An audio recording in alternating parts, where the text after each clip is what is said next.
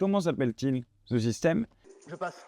Le système qui est en cause, les modes de production qui sont en cause dans la destruction généralisée du vivant s'appelle le capitalisme. Et ça, il faut le comprendre pour pouvoir transformer et pour pouvoir vraiment faire face, atténuer le changement climatique, limiter la destruction généralisée de la biodiversité. Si l'on regarde de plus près le système capitaliste et l'extension de la crise, on peut dire que 3 aspects destructifs sortent du lot. 1.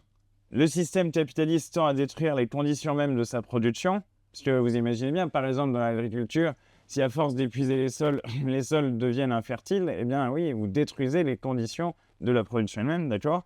2. Il doit s'étendre indéfiniment pour survivre. Là, avant, moi, je bossais sur l'extraction minière dans les grands fonds marins. Et c'est ce que je disais souvent. Alors, on va aller chercher les minerais dans les grands fonds marins, et après?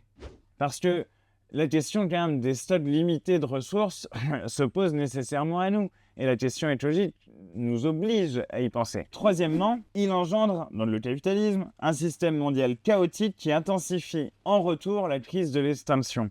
Parce que c'est la désorganisation totale qui prime. Si l'on voit le monde et si on agit sur le monde comme une forme de compétition généralisée, celle qui est posée par le capitalisme, bah alors nous allons tous, en réalité, nous enfoncer dans une aggravation de la crise actuelle. Et cette crise n'est pas rien, hein, c'est la crise de l'extinction des espèces. Et l'espèce humaine elle-même peut finir par être menacée si elle ne change pas fondamentalement son mode d'organisation.